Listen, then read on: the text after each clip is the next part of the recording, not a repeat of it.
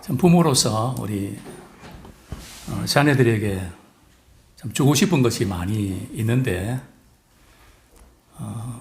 이외로 할 수 있는 것이 또 줄 수 있는 것이 적다는 것을 늘 발견하게 됩니다.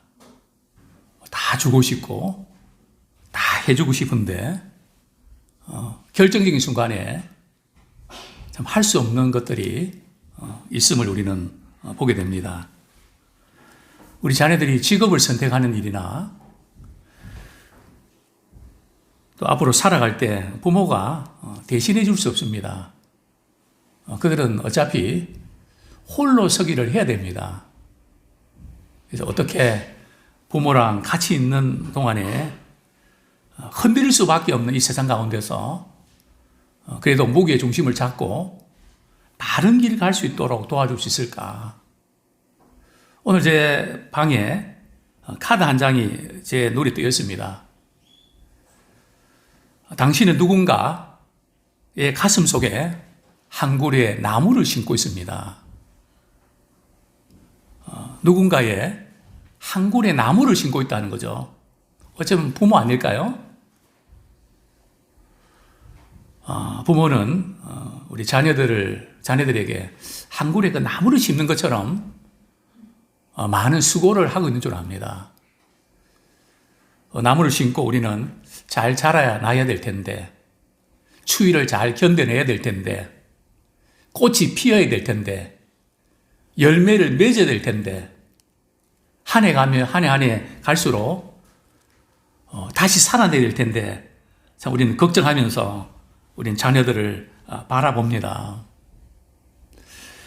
미국의 작가로 자기 개발 분야의 그 대가라고 할 수 있죠. 데일 카네기. 그는 부모의 역할에 대해서 이렇게 말을 합니다. 자녀가 가는 길을 앞서가지 말고, 절대 앞서가지 말라는 거죠. 두 번째는 대신 걷지 말고, 대신 걷는. 세 번째는 다른 길로 가라고 참견하지 마십시오. 앞서가지도 말고, 대신 걷지도 말고, 다른 길로 가라고 참견하지 말고, 그냥 작은 것부터 할 수 있도록 그냥 두셔야 됩니다. 그래서 아이들이 발견하고 또 바른 길 갈 수 있도록 우리는 도와줘야 됩니다. 참 일리 있는 그런 지적입니다. 올해 이 설교 주제는 무엇일까요? 복되고 즐거운 하루하루. 복되고 즐거운 하루하루. 저는 언제부터인가 우리 자녀들의 얼굴을 보면서 행복하지 않다 하는 것을 발견하게 되었습니다. 우리 아이들은 행복해야 되는데 어른들 역시 마찬가지입니다. 저는 뭐 다른 것보다 지나가면서 얼굴 쇼핑을 많이 합니다. 근데 요즘 안타까운 것은 마스크를 썼으니까 말이죠. 알 수가 있어야죠. 저분 표정은 참 밝구나. 저 가게에 우리 점원은 정말 이렇게 말도 이쁘게 하고 환하구나. 그래서 좀 다른 분들 있으면 꼭 칭찬해 줍니다. 참 그 성격이 너무 좋고 참 탁월하게 섬기는 모습이 너무 좋습니다. 전 말 안 하고는 견디지 못하겠다고 꼭 이야기를 해줍니다. 오늘 집에 가셔서 내 얼굴은 어떻게 달라지고 있는가? 밝아지고 있는가? 어두워지고 있는가? 우리가 자녀들에게 해줄 수 있는 최고의 선물은 밝은 표정을 짓고 바라보는 겁니다. 우리가 자녀들에게 보고 싶은 얼굴은 어떤 얼굴일까요? 환한 얼굴 아닐까요? 밝은 얼굴 아닐까요? 행복한 얼굴 아닐까요? 저는 우리 나이 드신 권사님이나 장로님들께 부탁드립니다. 우리의 숨이 끊어지기 전까지 환한 모습을 자녀들과 손주들에게 선물로 보여주기 원합니다. 그것이 최고의 유산이요, 최고의 선물입니다. 성경은 말씀합니다. 우리 은혜를 받으면 얼굴에 광채가 나고요, 산한 얼굴이 어떻게 된다고요? 변하느니라. 우리 잠언 내비게이션을 따라 읽으신 분들은 딱 들어오죠, 그죠? 산한 얼굴이, 그게 산한 얼굴이 변하는 게 어떤 얼굴일까? 참 우리 은혜 받으면 우리 영적인 존재이기 때문에 얼굴이 바뀝니다. 아무쪼록 자녀 양육, 우리 키워드, 오늘 말씀을 통해서 우리 한번 도전받기 원하는데요. 잠언서는 우리 자녀들이 어떻게 하면 하나님과 사람 앞에서 행복하게 살아갈 수 있을까? 인정받으면서 살아갈 수 있을까 하는 것을 교훈하고 있습니다. 잠언에는 이런 표현이 많죠. 내 아들아, 내 아들아. 뭘 아들 뿌리겠습니까? 내 자녀들아. 하나님의 지혜 가운데 우리 자녀들에게 최고의 선물, 자녀 양육 키워드 3가지가 있는데요. 오늘 우리 잠언 3장 2절부터 제가 4절까지 한번 읽어드리겠습니다. 그리하면 그것이 내가 장수하여 많은 해를 누리게 하며 평강을 더하게 하리라. 인자와 진리가 내게서 떠나지 말게 하고 그것을 내 목에 매며 내 마음판에 새기라. 그리하면 내가 하나님과 사람 앞에서 은총과 귀중히 여김을 받으리라. 3가지 키워드가 뭘까요? 첫 번째는 평강입니다. 참 우리 자녀들이 앞으로 살아가면서 평강을 누리며 살아가기 원합니다. 참 쉽지 않은 세상입니다. 불안과 근심이 많은 세상입니다. 마스크를 써야 되는 세상입니다. 확진 걸렸다고 고민하면서 걱정하며 눈치 보는 세상입니다. 이런 가운데 이 평강. 2번째 키워드가 뭘까요? 은총. 은총을 받는 우리 자녀 되기 원합니다. 어디를 가든지 하나님과 사람 앞에서 은총을 받는, 이것이 최고의 복인 줄로 믿습니다. 자, 3번째 키워드는요, 존귀입니다. 어디 가도 소중히 여김을 받는 존귀한 우리의 아들과 딸이 되기를 소원합니다. 첫 번째로 자녀 양육, 첫 번째 키워드는 평강입니다. 잠언 3장 1절 2절, 내 아들아 나의 법을 잊어버리지 말고. 참 우리가 이 평강을 우리 자녀들이 누린다는 거 너무 귀한 것입니다. 우리 자녀들이 얼마나 근심과 걱정이 많은지 아십니까? 이런 기사를 본 적 있습니까? 1등급 고등학생이 말이죠. 시험을 한번 봤는데 78점이 나왔습니다. 이 아이가 너무 좌절해서 아파트 옥상에서 뛰어내렸습니다. 그리고 유서에 이렇게 썼습니다. 부모님, 기대에 부응하지 못해서 죄송합니다. 기대에 부응하지 못해서 죄송합니다. 근데 사실은 알고 보니까 그 평균 78점이 전국에서 1등 성적이었습니다. 얼마나 참 서글픈 현실. 그 고민하고 갈등하면서 불안해하는 그 아이의, 그 학생의 그 마음. 오늘 이 시대를 우리가 보여주는 것 같습니다. 어떻게 평강을 누릴 수 있을까요? 나의 법을 잊어버리지 마라. 나의 법이 뭡니까? 하나님의 법이고요. 즉 하나님의 말씀입니다.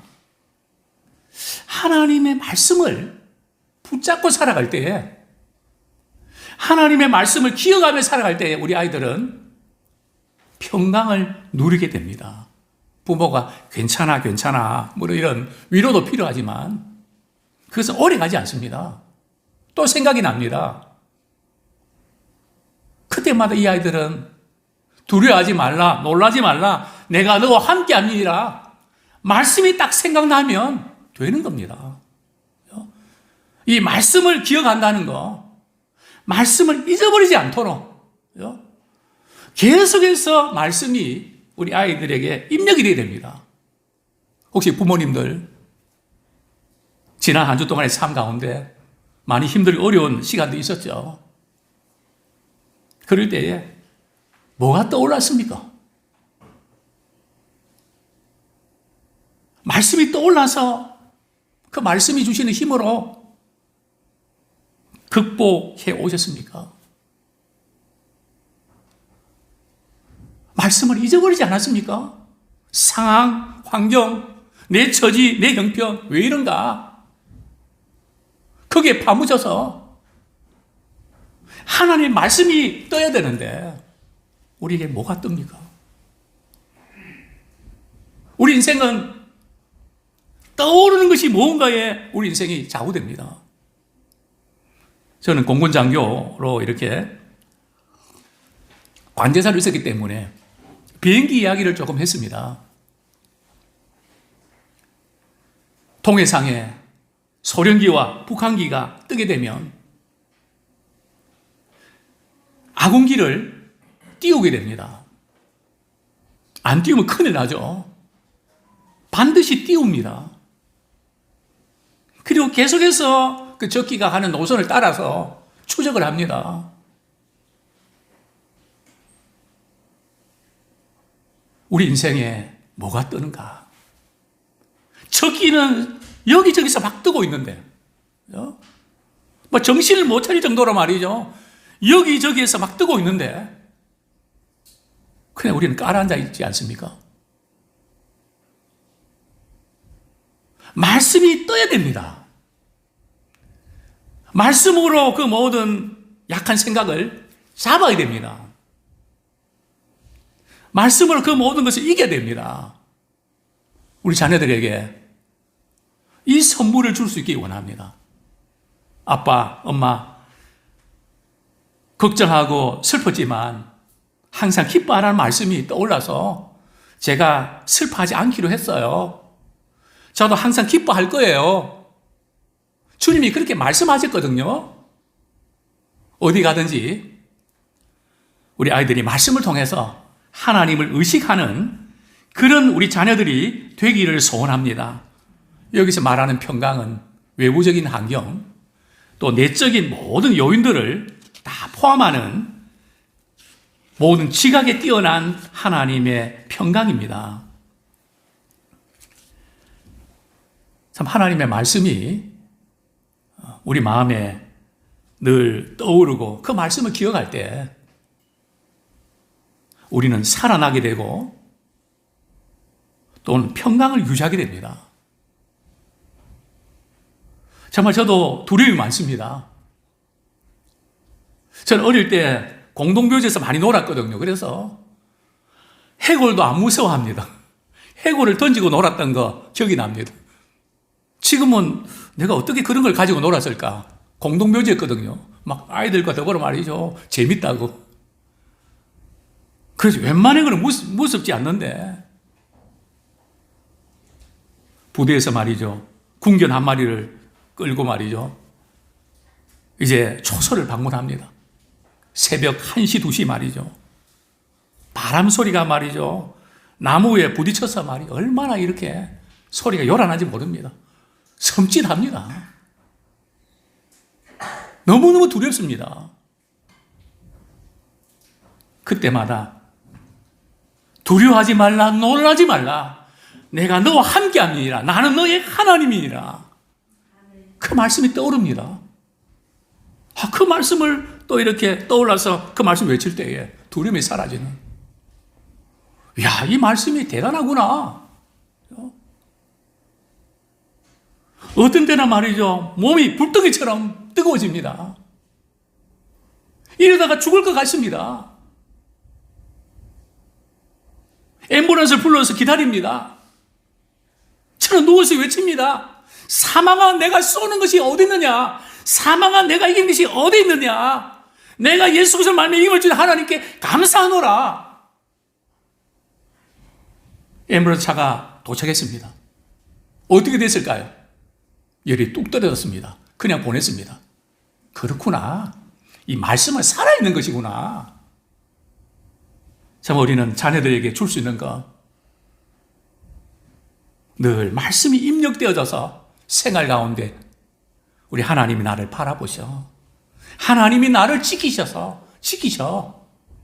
이 선물을 우리 자녀들에게 유산으로 줄 수 있기 원합니다.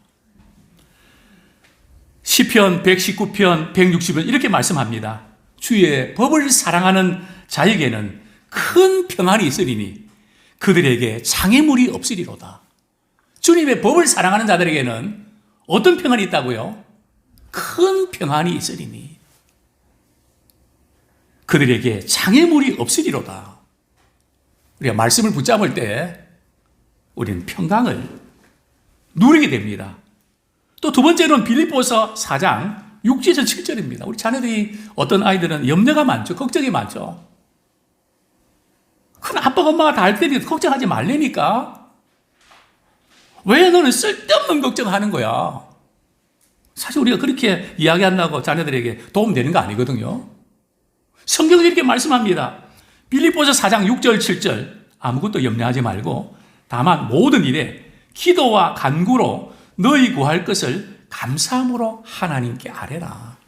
그리하면 모든 지각에 뛰어난 하나님의 평강이 그리스도 예수 안에서 너희 마음과 생각을 지키시리라. 그렇습니다.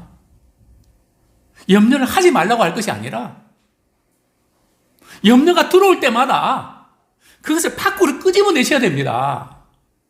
하나님께 그것을 토목적 말해야 됩니다. 하나님, 이것 때문에 걱정이 듭니다. 하나님, 이것 때문에 신경이 쓰입니다. 염려와 근심은 우리 마음속에 자꾸 이렇게 집어넣으면 뭐가 되는지 아십니까? 제가 여러 번 말씀드렸는데 우리 속에 염려와 걱정, 근심을 자꾸 집어넣으면 뻥튀기가 됩니다. 엄청 커진단 말이죠. 근데 그것을 주님 앞에 아뢰십시오. 믿음의 성도들과 함께 그것을 나누십시오. 만약에 염려와 근심을 주님께 아뢰지 않고 그 누구에게도 나눌 수 없다면 참 불행한 사람입니다. 신앙생활을 제대로 못하는 사람입니다. 왜 신앙생활을 그렇게 하십니까?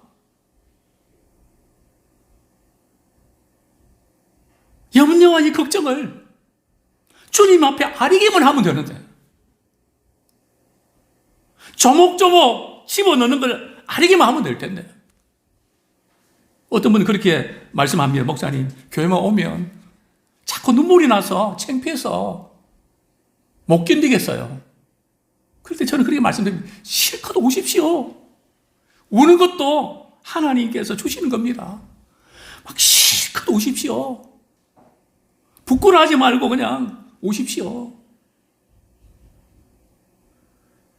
많이 우는 부모는 자녀에게 평강을 주고 자녀가 잘 풀립니다. 내게 풀리지 않는 것을 자녀에게 풀지 마십시오. 하나님께 푸십시오. 그럴 때 자녀들이 또 풀립니다. 한 가지 제안을 드립니다. 염려 걱정이 많은 부모님이 계십니까? 자녀들이 있습니까? 오늘 가셔서 바카스 이렇게 10개짜리입니까? 박스 있죠? 거기 가운데도 구멍을 하나 딱 뚫어 놓으시고요. 또 이렇게 쓰십시오. 염려의 상자 쓰십시오. 그리고 염려, 걱정거리 생길 때마다 우리 아이들도 시험이 걱정되면 나 시험이 걱정된다. 이렇게. 아빠 엄마가 오늘 무슨 걱정거리 있는데 그게 뭔지 걱정된다. 써놓고 말이죠. 그리고 그것을 언제 수고해 가는가 하면 매주 수요일 날 그걸 한번 열어보십시오. 그러면 90%는 염려 걱정 안 해도 될 것을 염려한 것이 드러날 것입니다. 그렇습니다. 우리가 평강을 유지할 수 있는 비결은 말씀을 붙잡고 주님 앞에 기도하는 것입니다. 또 그리고 이것을 그때그때마다 염려 근심하고 쌓이지 말고 한 일주일 동안 내놓고 기다리면서 처리하십시오. 또 우리 아이들이 학교 갈 때 학교 갔다가 돌아오는 거 그게 당연한 게 아니고 정말 하나님의 보호하심과 지켜주심이 필요합니다. 우리 그것을 위해서 기도하십니까? 하나님 어디를 가든지 우리 아들을 지켜주시고 보호해 주시고 붙잡아 주십시오. 민수기 6장 24절 26절 말씀을 가지고 기도해 주십시오. 여호와는 내게 복을 주시고 너를 지키시기를 원하며 여호와는 그의 얼굴을 내게 비추사 은혜 베푸시기를 원하며 여호와는 그 얼굴을 내게 향하여 드사 평강 주시기를 원하노라. 아무쪼록 아침에 일어나서 정말 밝은 표정으로 밝은 목소리로 하루를 시작하고 매일매일 복된 우리 하루가 되기를 소원합니다. 제가 오늘 새벽에 이런 책을 한 권 읽었는데요. 자녀들에게 들려주는 위인들 이야기, 아버지의 기대라는 장에서 저자는 한 인물을 언급합니다. 5명의 자식을 둔 한 아버지가 있었습니다. 그 한 아들은 너무 이렇게 자녀들, 우리 형제들 사이에도 적응 못하고 유약하고 정말 힘들어하는 그런 자녀였습니다. 이 아이가 앞으로 인생을 어떻게 살아갈까 참 걱정이 이만저만이 아니었습니다. 그러나 어느 날 아버지는 5 아이를 불러놓고 한 가지 숙제를 냈습니다. 숲속에 내가 나무 5그루를 이렇게 너희들 위해서 줬는데 너희들이 심어서 1년 동안 가꾸어서 제일 잎이나 모든 또 잎의 색깔이나 잘 자란 나무가 있다면 너희들이 하고 싶은 거 내가 다 해주고 너희들의 꿈을 위해서 내가 힘껏 밀어주겠다고. 그리고 1년이 지났습니다. 어떤 아이야 나무가 제일 잘 자라났을까요? 이상하게도 제일 걱정했던 그 아들의 나무가 말이죠. 얼마나 푸르고 잎도 말이죠. 그냥 이렇게 건강하게 보이고 잘 자라는지 모릅니다. 그래서 그 아들에게 이렇게 묻습니다. 약속대로 내가 너에게 하고 싶은 것도 내가 다 들어줄게. 너 뭐니? 그러니까 저는 뭘 해야 될지 모르겠어요.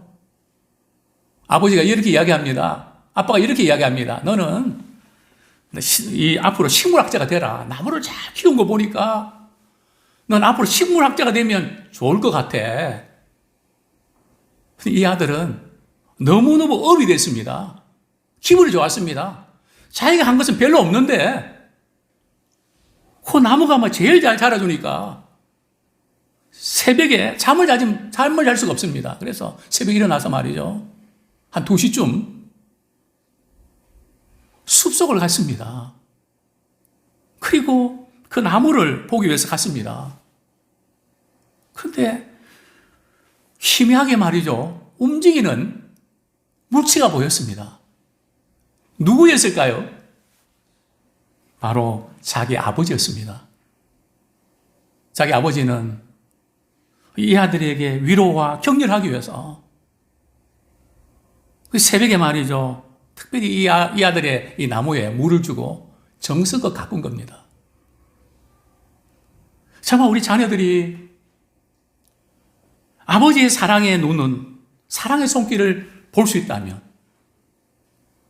또 아버지의 사랑을 통해서 어머니의 사랑을 통해서 하나님의 함께 하심을 볼 수 있다면 그 자녀들은 어떻게 될까요? 우리 자녀들이 평강을 선물로 얻는 축복이 있기 원합니다. 자, 2번째 키워드는 본문 4절입니다. 같이 읽겠습니다. 시작. 그리하면 내가 하나님과 사람 앞에서 은총과 귀중히 여김을 받으리라. 참 우리 자녀들이 어디를 가든지 참 은총을 받을 수 있으면 참 좋겠습니다. 그죠? 무엇보다도 하나님의 은총을 받는 사람, 학교 선생님의 은총을 받는 사람, 분명히 그렇습니다. 어떤 아이는 이유 없이 사랑스럽고 잘해주고 싶은 아이가 있습니다. 또 어떤 아이들은 그렇지 못한 그런 아이들도 있습니다. 얼굴이 잘생기고 못생기고 그런 문제가 아니라 이상하게 그런 마음이 가는 자녀들이 있습니다. 참 은총을 입는 사람. 우리가 아무리 자녀들 위해서 필요한 것들 다 해준다 할지라도 학교 가서 말이죠. 아이들이 왕따 시켜버리고 적응 못하고 그러면 얼마나 부모가 속이 상합니까? 근데 어딜 가도 그 선생님이 당신 같은 아들, 당신 같은 딸 낳을 수 있다면 내가 하나 더 낳고 싶습니다. 그 은총을 입는 거 아닙니까?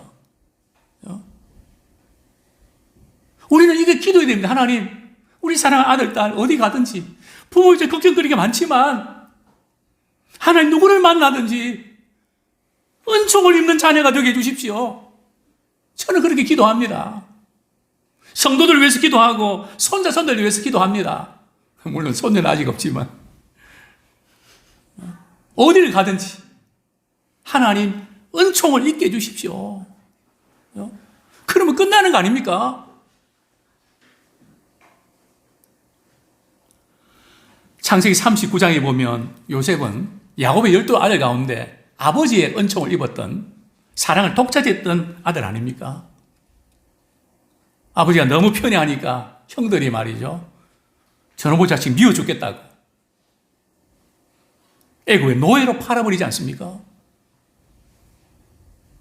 정말 요셉은 망했습니다. 완전 망했습니다.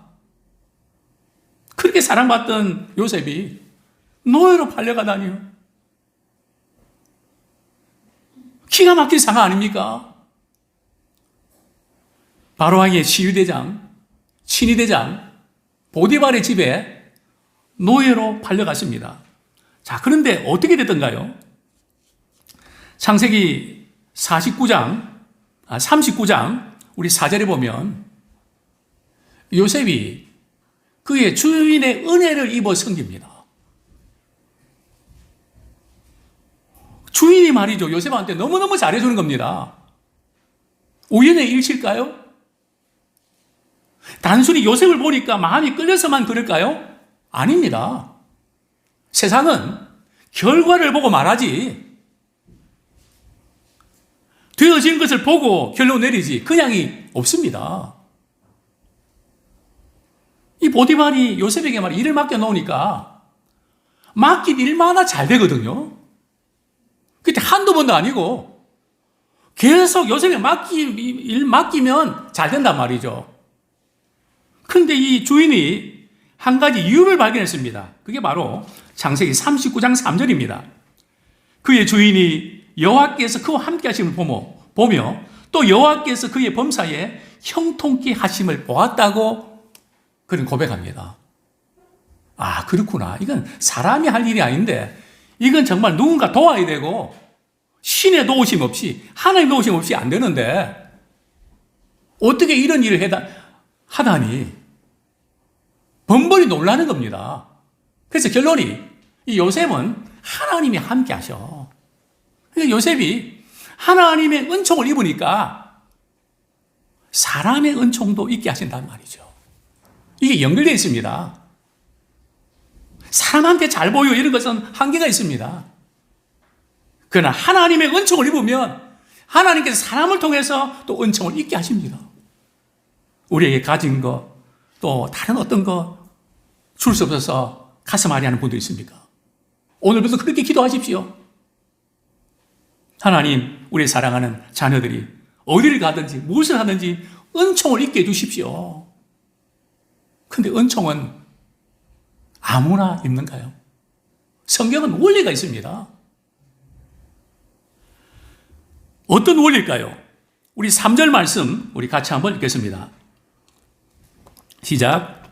인자와 진리가 내게서 떠나지 말게 하고 그것을 내 목에 매며 내 마음판에 새기라.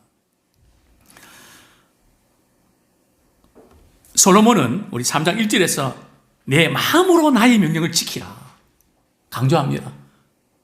저는 이 말씀을 읽으면서 왜 행동으로 지켜야지 왜 마음으로 지키라 그랬을까? 무슨 의미지? 이 마음으로 지키라는 것은 전인격적으로 그 말씀에 순종하라는 겁니다. 또 그것이 인자와 진리가 내게서 떠나지 말게 하고 이것이 또한 인자와 진리 역시 하나의 말씀입니다. 우리 자녀들이 말이죠. 하나님의 말씀을 가까이 할 때 하나님의 말씀 그 자체가 은혜입니다. 말씀을 붙들고 그분의 은혜를 구하는 그 말씀을 우리가 떠나지 않고 붙잡을 때 목에 맨다는 것은 말이죠. 어디를 가든지 그것이 그 말씀이 내 삶의 생활화된다는 거죠. 그럴 때 하나님께서 하나님의 은총도 있게 하시고 사람의 은총도 있게 하시겠다고 약속하셨습니다. 여호수아 1장 8절입니다.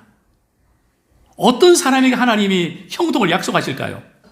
이 율법책을 내 입에서 떠나지 말게 하며 주야로 그것을 묵상하여 그 안에 기록된 대로 다 지켜나라. 그리하면 내 길이 평탄하게 될 것이며 내가 형통하리라. 하나님의 말씀이면 예 하고 반응하는 말씀이 결론이 되게 하는 내 생각, 내 경험 다 그냥 이런 핑계 저런 핑계 있지만 하나님 말씀이 그러면 제가 그렇게 하겠습니다. 그런 자녀들을 우리 하나님 형통케 하시고 하나님과 사람 앞에서 은총을 있게 하실 줄 믿습니다. 자녀 양육 세 번째 키워드는 바로 4절 하반절입니다. 그리하면 내가 하나님과 사람 앞에서 은총과 귀중히 여김을 받으리라. 참 우리 자녀들이 하나님과 사람 앞에서 참 귀중히 여김을 받는 존귀하게 되는 거 참 그것이 얼마나 축복일까요? 다른 어떤 것보다 많이 가진 것보다 높은 위치에 오르는 것보다 그 사람이 어떤 상황에 있든지 참 아무개 귀하다. 아무개 정말 귀하다. 정말 우리 하나님께서 귀하게 여기시는 또 사람들도 귀하게 여기는 자 되기 원합니다. 어떻게 해요? 우리 말라기서 우리 3장 17절 읽어드리겠습니다.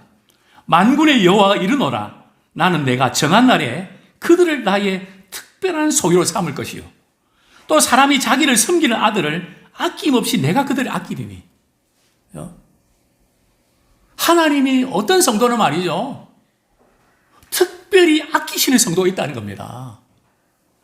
우리는 다른 어떤 사람이 아끼는 정도가 아니라 정말 하나님이 아끼는 성도가 되기 원합니다.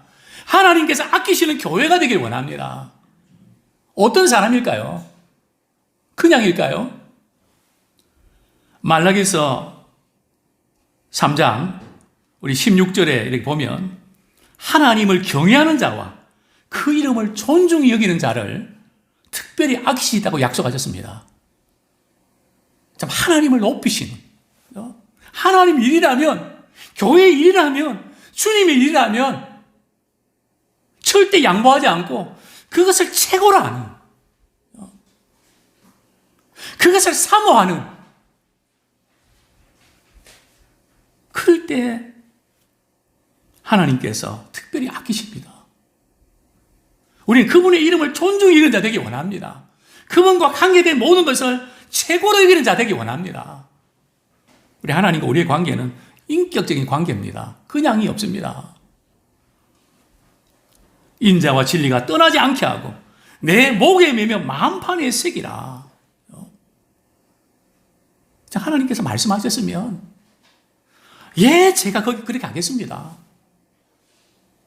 좀 힘들고 어려워도 하나님 말씀하셨으니까 제가 그렇게 하겠습니다. 할 수 있어서 하는 게 아니라 몸이 건강해서 하는 게 아니라 몸이 아파도 하나님 그게 기뻐하시니까 제가 하겠습니다. 그때 하나님이 일하심을 경험하게 됩니다. 근데 많은 분들이 하나님의 일하심을 포기하죠. 하나님 일하고 싶으신데 우리가 손을 놔버린단 말이죠. 성경에 보면 그런 말씀이 나옵니다.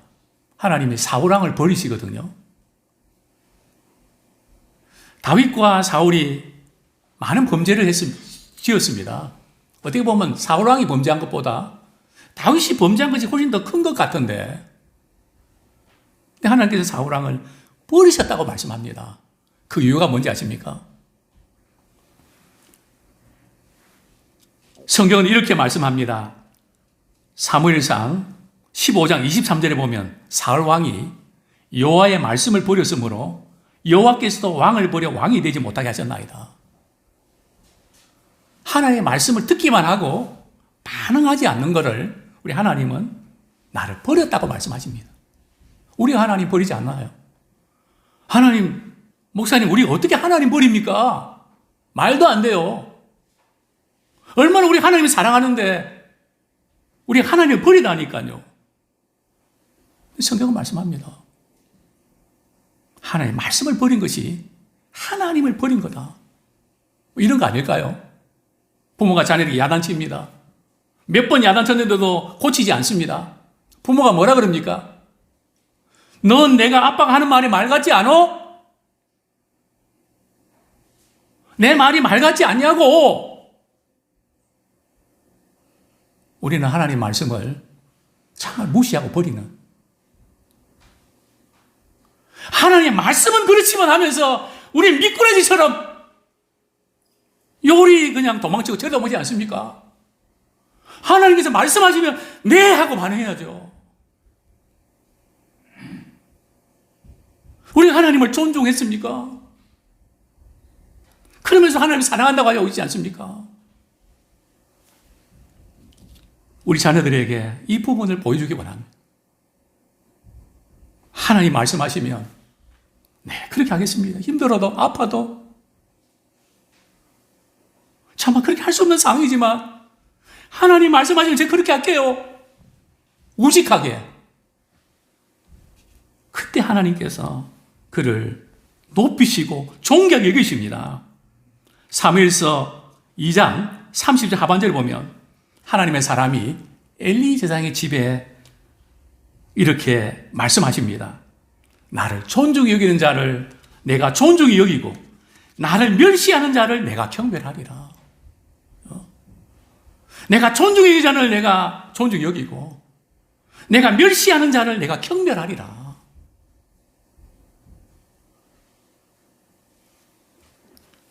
그렇습니다.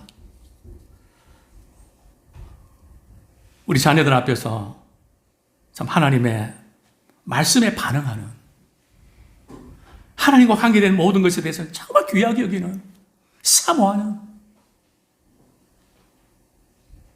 그런 우리의 중심을 갖기 원합니다. 저는 이제 한 30년간 목회하면서 이전에 우리 권사님들이 신방할 때 얼마나 사모했는지 지금은 그런 사모하는 마음이 거의 없는 것 같아서 허전합니다.